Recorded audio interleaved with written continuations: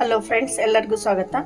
ಇವತ್ತು ನಾನು 5 ನಿಮಿಷದಲ್ಲಿ ಟೊಮೆಟೊ ಸಾರು ಮತ್ತು ನಿಂಬೆಹಣ್ಣಿನ ಸಾರು ಹೇಗೆ ಮಾಡೋದನ್ನು ತೋರಿಸ್ತೇನೆ. ಈಗ ಟೊಮೆಟೊ ಸಾರು ಹೇಗೆ ಮಾಡೋದಂತ ತೋರಿಸ್ತಾ ಇದ್ದೇನೆ. ನಾನು ಇದಕ್ಕೆ 4 ಟೊಮೆಟೊ ಇಟ್ಕೊಂಡಿದ್ದೀನಿ, 1 ನಿಂಬೆಹಣ್ಣು, ಕರಿಬೇವು, ಸ್ವಲ್ಪ ಸಾರಿನ ಪುಡಿ, ತುಪ್ಪ ಹಾಗೂ ಜೀರಿಗೆ. ಅದರೊಳಗೆ ಟೊಮೆಟೊಗಳನ್ನು ಹಾಕ್ತಾ ಇದ್ದೇನೆ.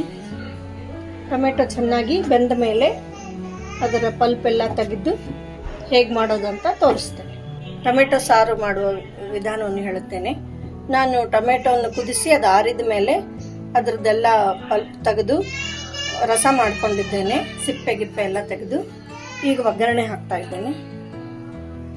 ಇದಕ್ಕೆ ಸ್ವಲ್ಪ ತುಪ್ಪ ಹಾಕಬೇಕು, ಆಮೇಲೆ ಜೀರಿಗೆ, ಇಂಗು ಸ್ವಲ್ಪ ಚಂದಂಗೆ ಹಾಕಬೇಕು, ಅರಿಶಿಣ, ಈಗ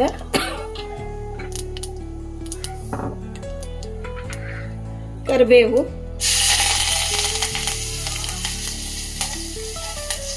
ಈಗ ಇದು ಟೊಮೆಟೊದ ನೀರು, ಟೊಮೆಟೊ ರಸ ಹಾಕಬೇಕು. ಈಗ ಇದಕ್ಕೆ ಸಾರಿನ ಪುಡಿ, ಸಾರು ಕುದೀತಾ ಇದೆ, 1 ನಿಂಬೆಹಣ್ಣಿನ ರಸವನ್ನು ಹಾಕ್ತಾ ಇದ್ದೇನೆ. ರುಚಿಗೆ ತಕ್ಕಷ್ಟು ಉಪ್ಪು ಹಾಕ್ತಾ ಇದ್ದೇನೆ. ಚೆನ್ನಾಗಿ ಮರಳಿದ ಮೇಲೆ ಸ್ವಲ್ಪ ತುಪ್ಪವನ್ನು ಹಾಕಬೇಕು, ಆಮೇಲೆ ಸ್ವಲ್ಪ ಕೊತ್ತಂಬರಿ. ಈಗ ರುಚಿಕರವಾದ ಟೊಮೆಟೊ ಸಾರು ರೆಡಿಯಾಗಿದೆ. ಈಗ ನಾನು ನಿಂಬೆಹಣ್ಣಿನ ಸಾರನ್ನು ಹೇಗೆ ಮಾಡೋದು ಅಂತ 5 ನಿಮಿಷದಲ್ಲಿ ಮಾಡಬೇಕು ಹೇಳ್ತೇನೆ. 1 ಬೌಲ್ ನೀರು ತಗೊಂಡಿದ್ದೇನೆ, ಕೊತ್ತಂಬರಿ ತಗೊಂಡಿದ್ದೇನೆ, ಕರಿಬೇವು, ನಿಂಬೆ ರಸ, ಟೊಮೆಟೊ ಹಣ್ಣು 1, ಬೆಲ್ಲ ಒಂದು ಸ್ವಲ್ಪ, 1 ಚಮಚ ಕಡಲೆ ಹಿಟ್ಟನ್ನು ನೀರಲ್ಲಿ ಹಾಕಿ ಕಲಸಿಟ್ಕೊಂಡಿದ್ದೇನೆ, ರುಚಿಗೆ ತಕ್ಕಷ್ಟು ಉಪ್ಪು, ಜೀರಿಗೆ, ಮೆಣಸು ಹಾಗೂ ಹವಿಜನ್ನು ತಗೊಂಡಿದ್ದೇನೆ. ಇದನ್ನು ಒಂದು ಸ್ವಲ್ಪ ಕುಟ್ಟಾಣಿ ಒಳಗೆ ಹಾಕಿ ಕುಟ್ಟಬೇಕು.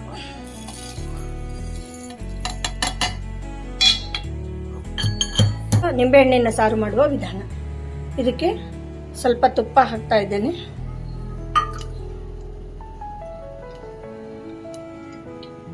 ತುಪ್ಪ ಕಾಯ್ದ ಮೇಲೆ ಜೀರಿಗೆ, ಇದಕ್ಕೆ ಸ್ವಲ್ಪ ಇಂಗು ಸ್ವಲ್ಪ ಜಾಸ್ತಿ ಹಾಕಬೇಕು, ಹಾಗೂ ಅರಿಶಿಣ,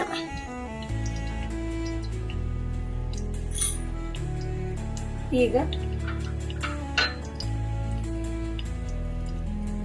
ಕರಿಬೇವನ್ನು ಹಾಕ್ತಾ ಇದ್ದೇನೆ.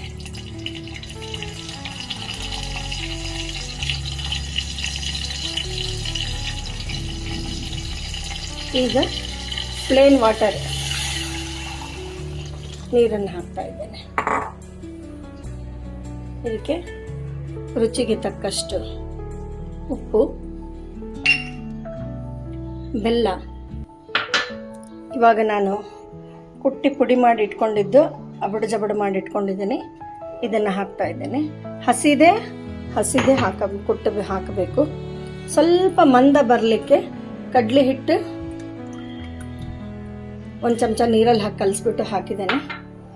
ಟೊಮೆಟೊನ ಈಟಂದಾಗ 1 ಟೊಮೆಟೊ ಹಾಕಬೇಕು. ನಿಂಬೆ ರಸ 1 ನಿಂಬೆ ರಸ ಹಾಕಬೇಕು.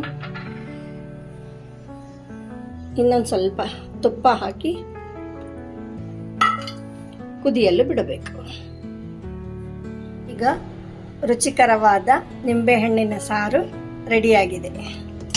ರುಚಿಕರವಾದ ನಿಂಬೆಹಣ್ಣಿನ ತಿಳಿಸಾರು ಮತ್ತು ಟೊಮೆಟೊ ತಿಳಿಸಾರು 5 ನಿಮಿಷದಲ್ಲೇ ಮಾಡಬಹುದು.